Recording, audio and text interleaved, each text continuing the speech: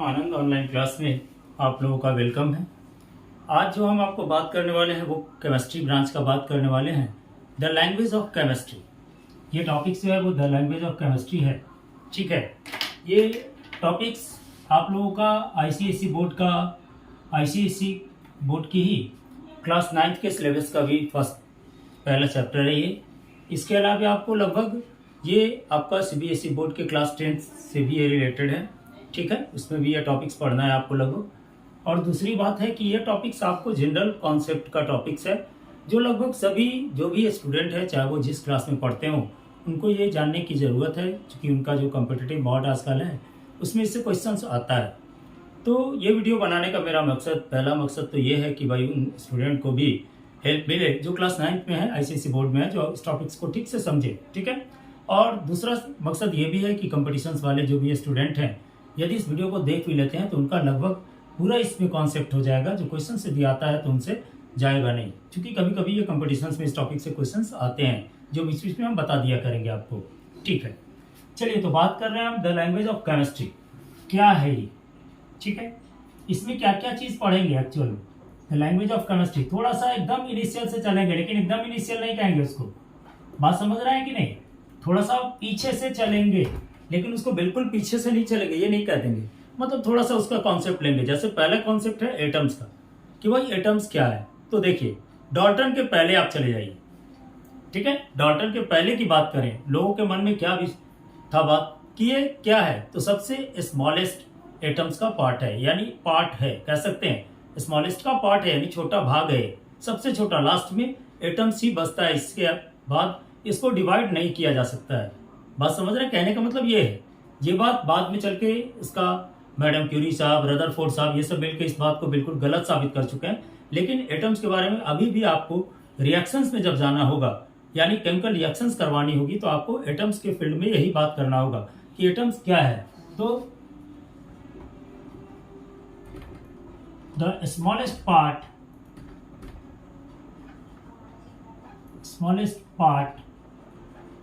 parts of any substance which take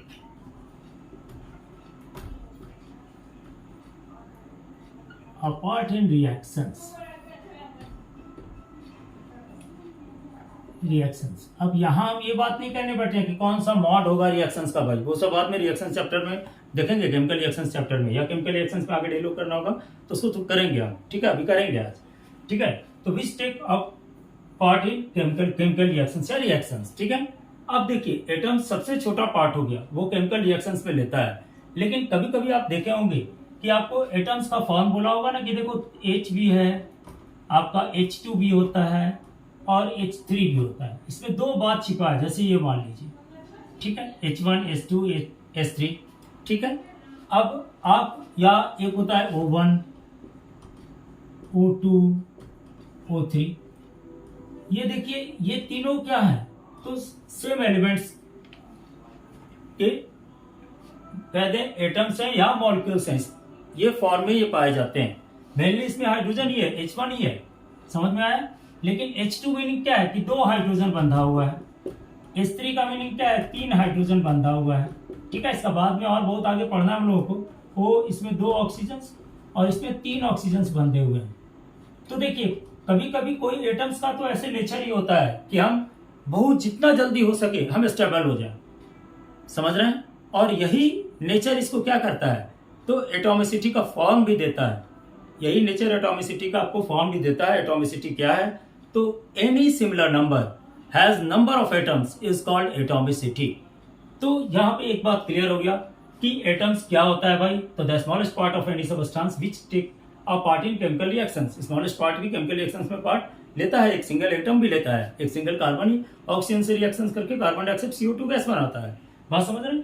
तो यहाँ पे क्लियर हो गया ये बात। तो एटॉमिसिटी क्या है, तो एक बात यहाँ पे भी क्लियर हो गई कि एटॉमिसिटी क्या है भाई। The number of atoms in one molecule, चूंकि अब तो ये मॉलिक्यूल हो गया, अभी मॉलिक्यूल के बारे में बात करेंगे। The number of atoms in one molecule of substance is called atomicity. ठीक है, तो कहने का मतलब क्या, द एटॉमिसिटी ऑफ, इसको याद रखिएगा बिल्कुल, एटॉमिसिटी क्या है, the atomicity of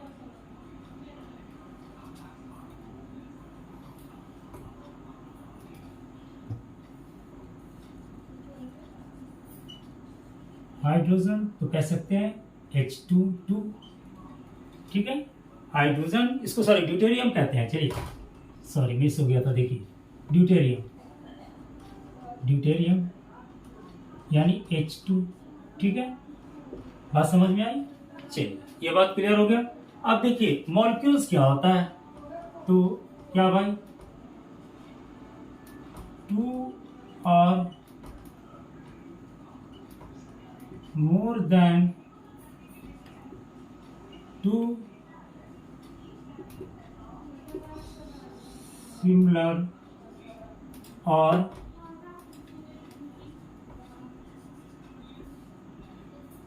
dissimilar atom can, ठीक है, similar or dissimilar atom can make molecules।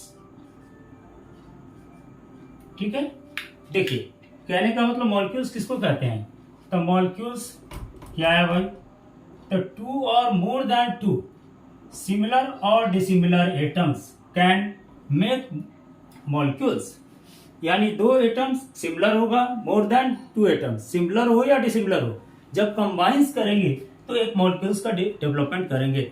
जैसे यहाँ पे आपने देखा 2 hydrogen similar hydrogen atoms combine करके ड्यूटेरियम बनाया।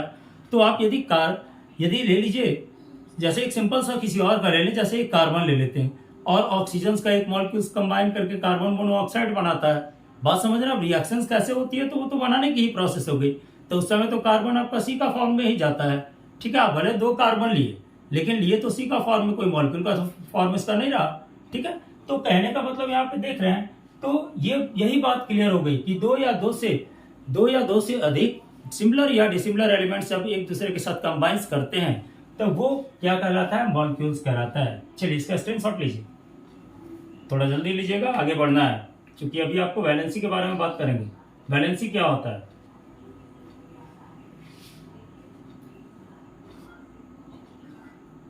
चलिए वैलेंसी क्या है, तो बस सिंपल सा बात, एक ही बात बोलेंगे, वैलेंसी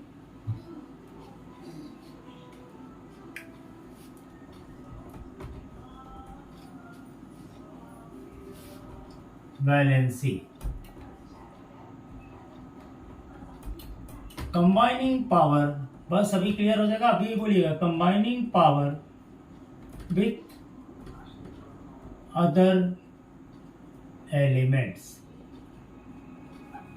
क्या भाई, वैलेंसी क्या है, तो combining power with other elements, किसी भी एलिमेंट्स के साथ कितने पे कंबाइंस कर जाएगा, यानी दोनों एलिमेंट्स साथ में कंबाइंस करें और ऑक्टेल का फॉर्म ले, यानी 8 इलेक्ट्रॉन्स उनके ऑर्डर ऑर्बिट में पूरा हो जाता है, तो उसको हम लोग कहते हैं कि वो आप उसमें जो पार्टिसिपेट कर रहा है वो वैलेंसी कर रहा है।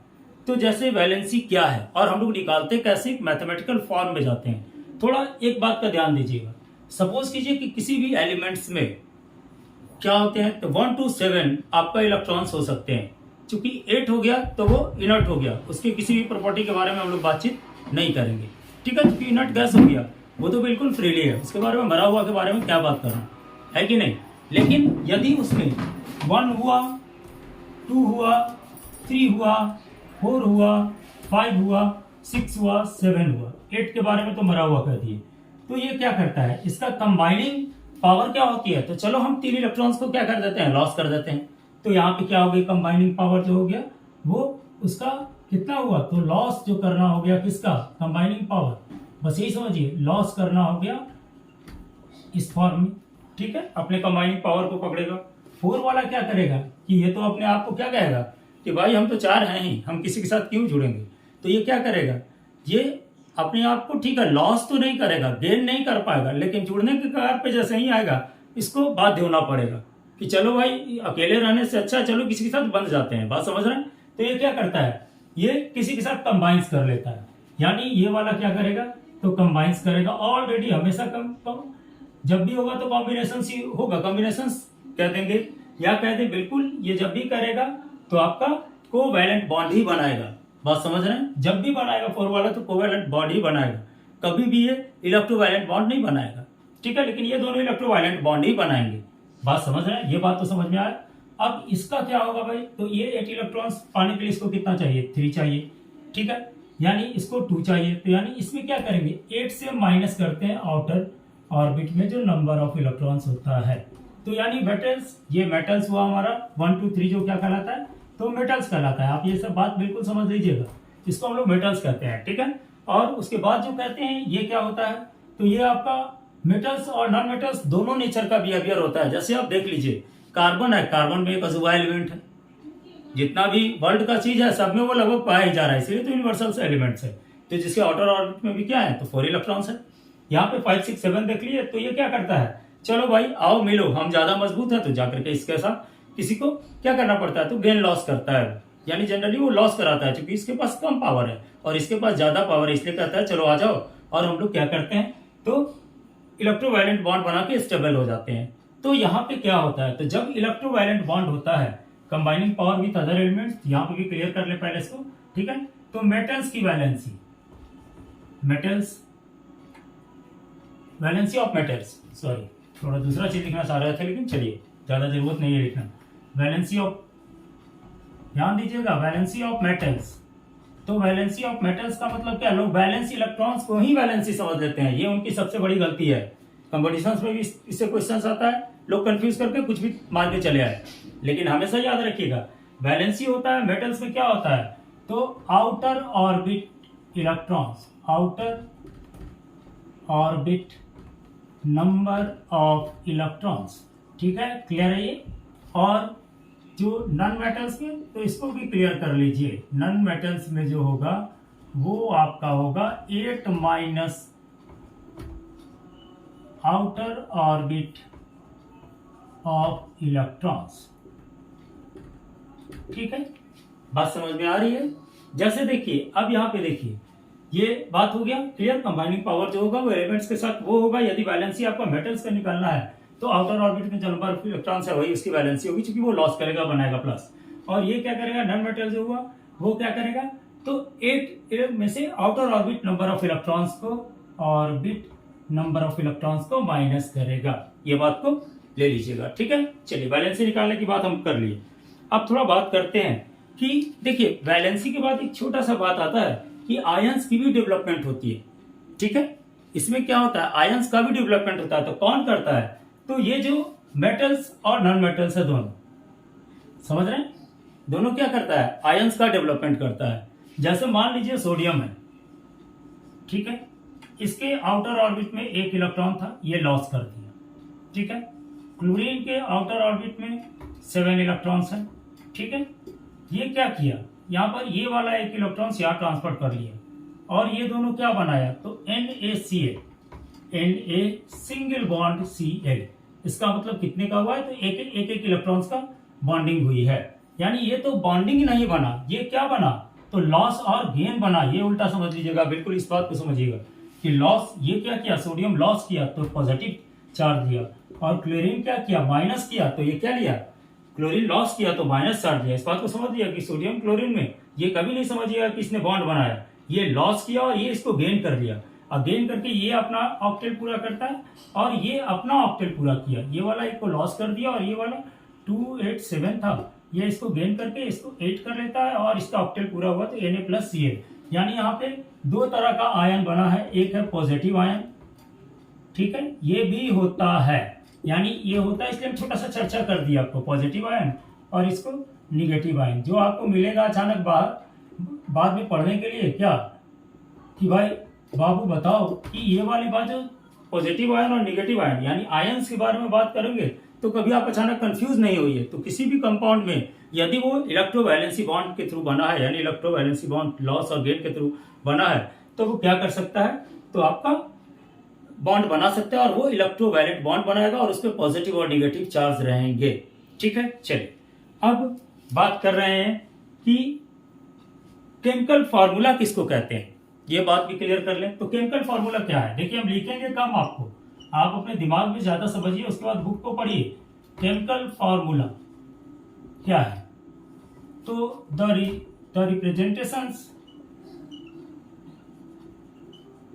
Representations of one molecule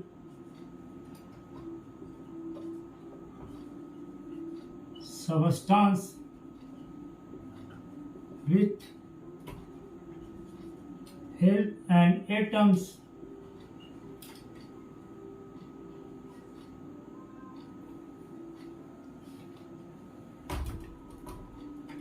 the reactions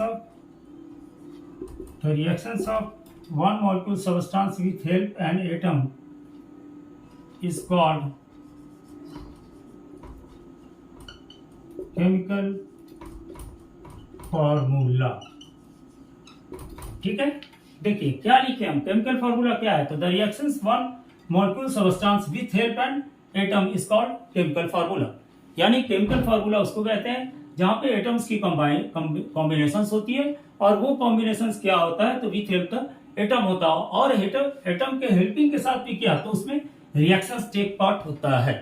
समझ रहे हैं, वो रिएक्शंस के थ्रू ही बनता है। तो इसीलिए हमने लिखा the reactions of one molecule substance with help and atoms. One molecule substance ही टेक पार्ट करेगा रिएक्शंस में, लेकिन उसके हेल्प में क्या होंगे, तो एन एटम होगा, यानी एन एटम हो या मोर देन एन एटम हो। ठीक है, इज कॉल्ड केमिकल फार्मूला। अब जैसे मान लीजिए हम लोग कार्बन और ऑक्सीजन को रिएक्शंस कराते हैं, तो कार्बन प्लस ऑक्सीजन, देखिए एटम्स और ऑक्सीजन, तो पहला तो बात हो गया कार्बन और ऑक्सीजन से रिएक्शंस कराते हैं, ये बात हम कह रहे हैं, और ये बना CO2। यानी हम लोग केमिकल फार्मूला एक केमिकल कंपाउंड के मॉलिक्यूल को या केमिकल मॉलिक्यूल को एक फार्मूला के द्वारा जो दिखाया जाता है उसको हम लोग कहते हैं कि वो केमिकल फार्मूला या उसकी मॉलिक्यूलर फार्मूला हुई। चलिए अब बात करते हैं कि भाई केमिकल इक्वेशंस के बारे में बात कर रहे हैं। अब हम लोग पढ़ते हैं यही केमिकल फार्मूला हो गया। केमिकल रिएक्शंस क्या है, तो जब दो या दो से अधिक एटम्स कंबाइंस करते हैं दोनों, अब किसके प्रेजेंस में करेंगे, तो कैटलिस्ट के प्रेजेंस में करेंगे, या किसी तरह का अदर एक्सटर्नल फॉर्म से करेंगे, उसके हेल्प से करेंगे, इलेक्ट्रोलाइसिस के प्रोसेस से कर सकते हैं, या आपको इलेक्ट्रोलाइसिस हो गया, इलेक्ट्रोथर्मल प्रोसेस भी कर सकते हैं। तो जो प्रोसेस होगा वो क्या कहलाएगा, तो आपका केमिकल रिएक्शंस कहलाएगा। यानी केमिकल रिएक्शंस क्या है, तो चूंकि केमिकल रिएक्शंस को इसलिए समझ रहे हैं क्योंकि हम लोग को क्या समझना है, केमिकल बॉन्डिंग क्या होता है। ठीक है, चलिए इसका स्क्रीनशॉट ले लीजिएगा।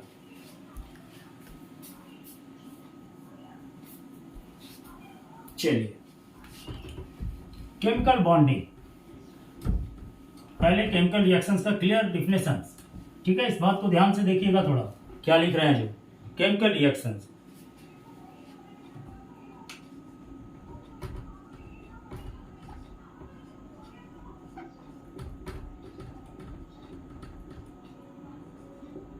Reactions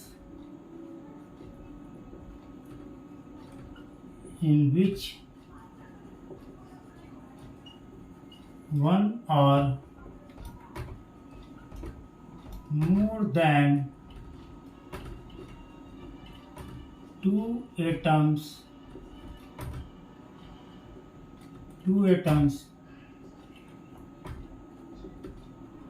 similar or dissimilar, ठीक है, is called chemical reactions। Chemical reactions, अब ये केमिकल रिएक्शंस हो गया, क्या हुआ, तो reactions in which one or more than two atoms similar or dissimilar is called chemical reactions. ठीक है, टू एटम्स रिएक्ट्स विथ, यहां पे जोड़ दीजिए, रिएक्ट्स विथ each other, ठीक है, reacts with each other is called chemical reaction। तो यानी कहने का मतलब क्या, तो एग्जाम्पल कार्बन ऑक्सीजन से जब हम लोग हीट करते हैं, ठीक है, हीट किए यहाँ पे, तो हीट करने के बाद यानी ये कैटलिस्ट का काम करता है, उसके बारे में बात करते हैं अभी। तो इसको हम लोग क्या कहते हैं, तो कार्बन डाइऑक्साइड बनता है। यानी देख रहे हैं यहाँ पे ये केमिकल रिएक्शंस हुआ जिसमें क्या किया, one or more than two atoms, एक एटम कार्बन का और more than two atoms oxygen का पार्टिसिपेट किया और कंबाइंस करने के बाद two atoms reacts with each other is called chemical reactions, यानी उसका केमिकल रिएक्शंस कहलाया। अब ये केमिकल रिएक्शंस में दो तरह का बात आता है, एक जो रिएक्शंस में भाग लेगा सो तो उसको हम लोग कहते हैं रिएक्टेंट्स, समझ रहे हैं, और जो बनेगा सो उसको हम लोग कहते हैं प्रोडक्ट, समझ गए। तो रिएक्टेंट्स बस शॉर्ट फॉर्म में जानिए, रिएक्टेंट्स, रिएक्टेंट्स कौन हुआ, तो which take part in a reactions, ठीक है, which take part in a reactions, sorry, चलिए, take part in a reactions और product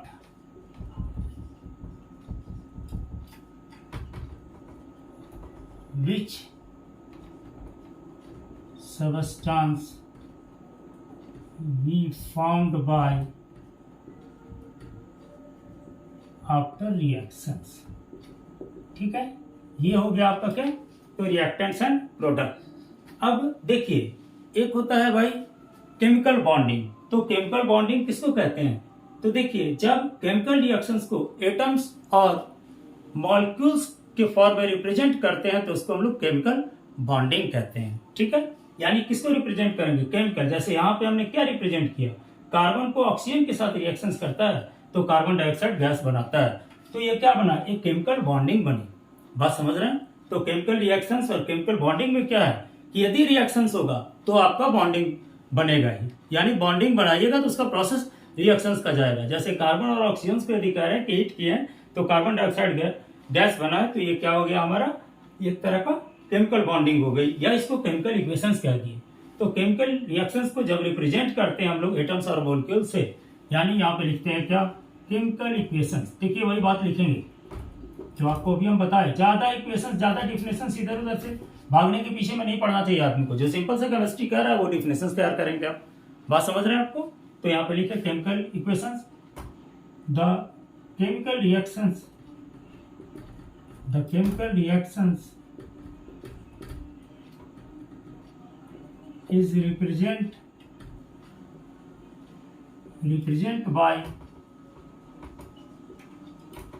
atoms and with more informations। अब यहाँ पे हम बताएंगे informations, ये भी बात लिखना जरूरी है, information is called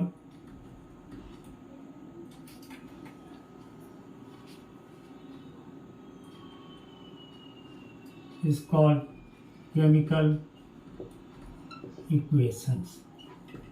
देखिए क्या बात लिखे हम यहाँ, केमिकल इक्वेशंस क्या है, तो the chemical reactions in represent by atoms and with one informations,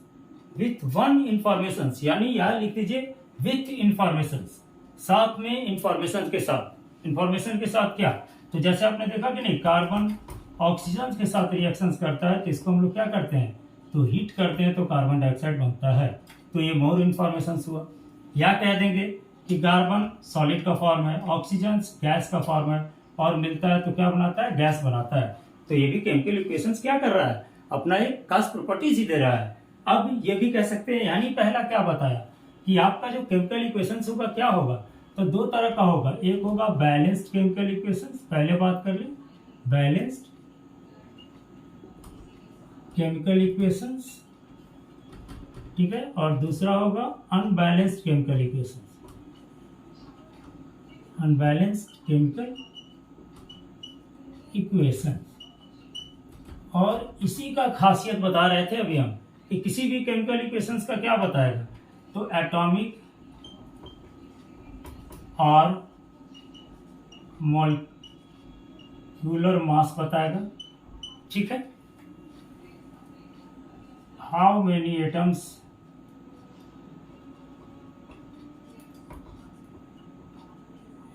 reacts, ये इंफॉर्मेशन देगा, ठीक है, और क्या देगा, तो रिएक्शंस का, तीसरा रिएक्शंस का रिएक्शंस फॉर अदर्स बताएगा, इसमें मैंने मोर आ गया, ठीक है। और अनबैलेंस्ड केमिकल इक्वेशंस क्या है, तो देखिए ये जो इसको फॉलो कर लेगा, बिल्कुल सब चीज बराबर होगा इस रूल के अनुसार, तो उसको हम लोग कहेंगे कि वो बैलेंस्ड केमिकल इक्वेशंस हुआ। यानी जहां नंबर ऑफ एटम्स बराबर होगा दोनों साइड, तो उसको बैलेंस्ड केमिकल इक्वेशंस कहेंगे। जहां नंबर ऑफ एटम्स बराबर नहीं होगा तो उसको हम लोग अनबैलेंस्ड केमिकल इक्वेशंस कहेंगे। और जहां नंबर ऑफ एटम्स नहीं बराबर होगा तो उसका मॉलिक्यूलर का सम इसके मॉलिक्यूलर सम के बराबर नहीं होगा, तो डिफरेंसेज होगी इसके बीच में, ठीक है, बात समझ रहे हैं। उसके बाद हाउ मेनी एटम्स रिएक्ट, तो जितना दोनों बराबर होगा, इधर भी एटम्स इक्वल है तो इधर भी इक्वल है, तो यानी केमिकल रिएक्शंस है, तो ये भी आपका दिया। और ये सब इंफॉर्मेशन जैसे ही फिलफिल होगा वो बैलेंस्ड केमिकल इक्वेशंस का फॉर्म पकड़ लेगा, ठीक है। और उसके बाद अनबैलेंस्ड हो गया, जहां पे क्या होगा कि व्हेन, बस यही लिख दीजिए छोटा सा, नंबर ऑफ एटम्स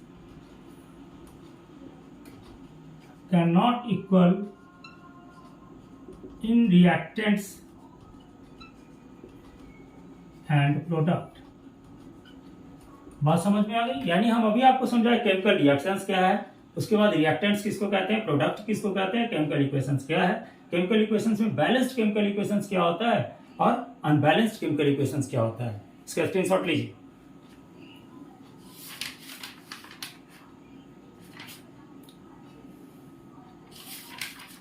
चलिए अब बात करते हैं आपको केमिकल इक्वेशंस को बैलेंस्ड कैसे करेंगे। तो देखिए सही बताते हैं आपको कि एक कहावत है कि सब चीज को आप रट कर नहीं सीख सकते हैं, समझ रहे हैं कि नहीं। किसी चीज को आप सही पूछिए तो जो हम बता रहे सो आप झूठ मूठ काम बोल दें कि देखो बाबू ये वाला चीज सीख जाओगे ना तो तुमको बिल्कुल बैलेंसिंग करने चला आएगा, वो आप पे डिपेंड करता है। किसी चीज को आप तराजू पे तौलने बैठते हैं तो वहां पे कोई आपको बैठता नहीं है बताने, आपको पता है कि इक्वेट हमको कैसे करना है। बात समझ रहे हैं, इक्वेट कैसे करना है, नंबर ऑफ एटम्स को इक्वेट करना है। पहले आप किसी भी रिएक्शंस को लीजिए, ठीक है, उसका साथ में आंसर भी दिया हुआ है, उसको लेकर प्रैक्टिस कीजिए। उसका वीडियो हम अपलोड करेंगे आपको, ठीक है, उसका प्रैक्टिस कीजिए। शुरू में थोड़ा गलत होगा, बाद में खुद ब खुद आप ये बैलेंसिंग करना सीख जाइएगा।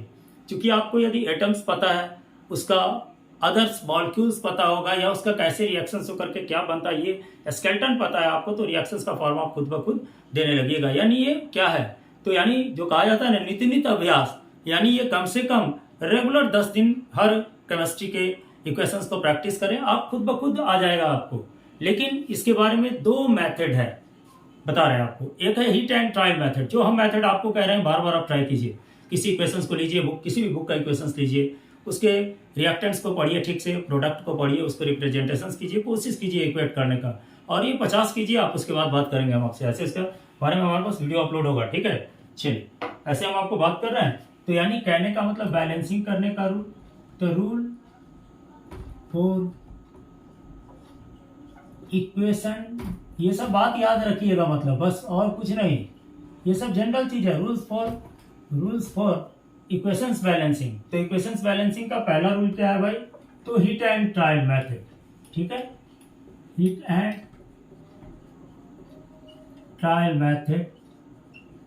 और सेकेंड पार्टियल मेथड, इक्वेशंस को पार्ट बाय पार्ट तोड़ करके आप उसको निकालिए, तो उतना टाइम के लीजिएगा एग्जामिनेशन सॉल्व में तो काम चला है कि नहीं। अब लेकर के हिट एंड ट्रायल मेथड ही आप जितना निपुण हो जाइए, मतलब जितनी स्किल्ड हो जाइए, बहुत अच्छी बात है। अब आप सोचिएगा कि 2 दिन में हम सीख जाएं तो सब सवाल नहीं है, आप उसको इक्वेशंस को लर्न कीजिए, इक्वेशंस आपको देंगे हम आपको, उसकी प्रैक्टिस कीजिए, ठीक है। चलिए अब यहाँ पे आप देखें कि एक होता है एटॉमिक मास, एटम्स है तो उसका मास तो होगा ही भाई, तो एटॉमिक मास किसको कहते हैं, तो देखिए कार्बन 12 हमारा, कार्बन 12 जो है C12, कार्बन का जो आइसोटोप्स है, कार्बन का 2 आइसोटोप्स है, ठीक है। एक जो आइसोटोप्स हो गया वो आपको हम लोग कहते हैं कि 6C12 है, और दूसरा जो होता है वो 6C14 होता है। तो यहाँ पे जो हम बात कर रहे हैं 6C12 की बात कर रहे हैं आपको, ठीक है। 6C12 में 12 आपका क्या होता है, एटॉमिक मास होता है। चलिए इतना आप समझ गए होंगे, नहीं तो मेरा वीडियो अपडेट देखिएगा एटॉमिक स्ट्रक्चर चैप्टर का जो मैं दिया हूँ, उसमें बाकी क्लियर किया हूँ इसको, ठीक है। ये फंडामेंटल क्लास दे रहा हूँ, ठीक है। तो यानी कहने का मतलब रिलेटिव एटॉमिक मास किसको कहेंगे, तो देखिए एक फॉर्म ही देखिए इसे, रिलेटिव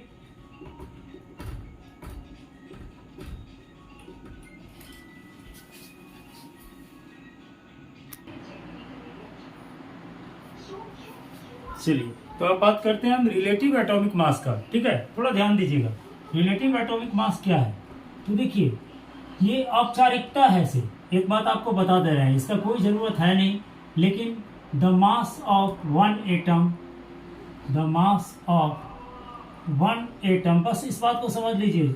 बराबर कभी कभी पूछ देता है लोगों को कंफ्यूजन होता है। ठीक है, the mass of C12 isotopes. ठीक है, तो देखिए यहाँ पे 1/12 कह रहा है कि नहीं। कार्बन 12 का मास कितना होता है? तो 12 होता है, तो 1/12 इंटू 12 होगा, कट हो जाएगा, बात तो सेम हो गया। तो ये औपचारिकता है, लेकिन जनरली पूछ देता है what is the relative atomic mass. तो when the mass of one atom represent by the 1/12 of the mass of C12 isotope, it is said to be a relative atomic mass. बात समझ में आया? चलिए आगे बढ़ते हैं। और इसी को हम लोग क्या कहते हैं? एटॉमिक मास यूनिट भी कहते हैं, ये भी जान जाइएगा। एटॉमिक मास यूनिट, इस फॉर्म से जो लाएंगे हम लोग, जो आएगा वो हमारा AMU भी कहलाता है। ठीक है, चलिए ये अदर नेम। अब देखिए, अब मॉलिक्यूलर वेट किसको कहते हैं? तो एक मॉलिक्यूल का जो वेट होगा वो आपका मॉलिक्यूलर वेट कहलाता है। ठीक है, यानी आप एक सिंपल सा देख लीजिए, मॉलिक्यूलर वेट, मॉलिक्यूलर वेट, क्योंकि मॉलिक्यूल पढ़े हैं तो उसके वेट के बारे में भी जान लें।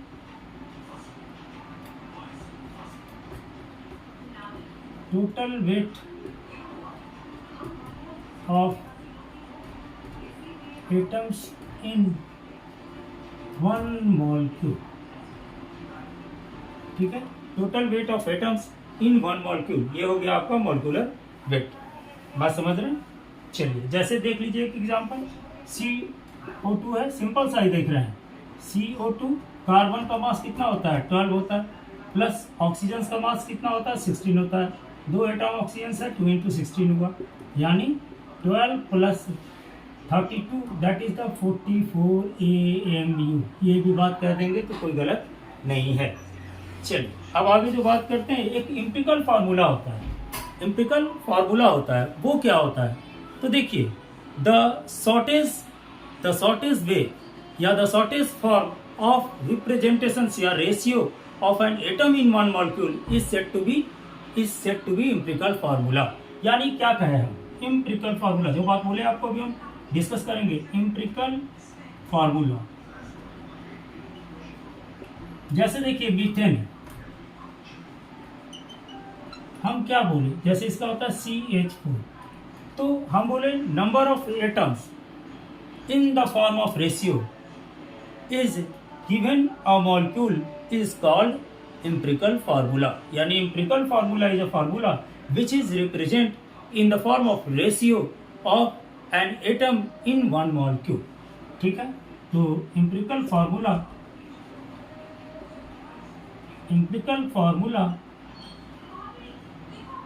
is a given in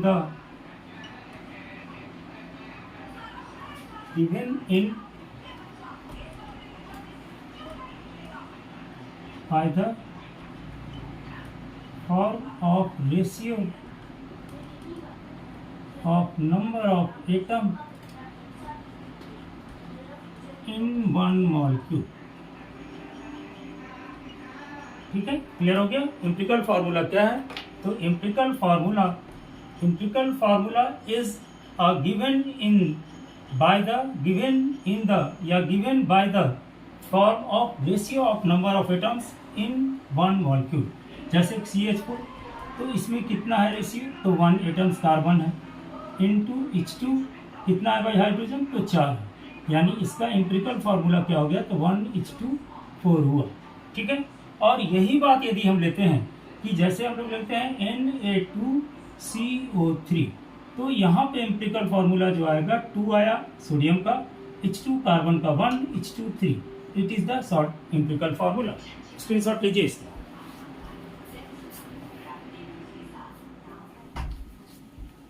बिल्कुल आपका लैंग्वेज ऑफ केमिस्ट्री में आपका क्लियर हो रहा है, कोई कहीं पे इसका ये नहीं है।